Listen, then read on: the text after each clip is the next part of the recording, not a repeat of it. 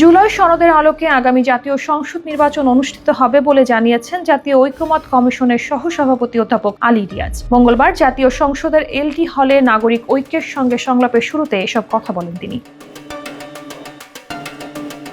তিনি বলেন, স্বাধীনতা উত্তরকালে এই প্রথমবারের মতো আমরা রাষ্ট্র সংস্কারের ক্ষেত্রে সবার অংশগ্রহণের একটা পথ পদ্ধতি তৈরি করেছি। এটা সম্ভব হয়েছে এই দেশের গণমানুষের সংগ্রামের কারণে।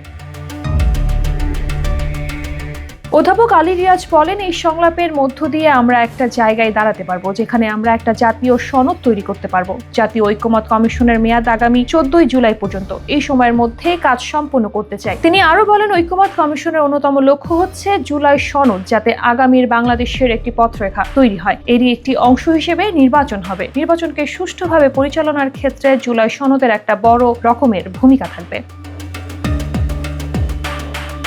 জাতীয় সনদের একটা বড় রকমের ভূমিকা থাকবে, এটা আমরা আশা করি। তিনি আরো বলেন, আমরা পথ খুঁজছি যাতে করে আমাদের লক্ষ্যগুলো অর্জনের পথ আমরা সুনির্দিষ্ট করতে পারি। এক্ষেত্রে অগ্রসর হতে পারি, ঐক্যের মধ্যে দিয়ে আমরা অগ্রসর হতে পারি।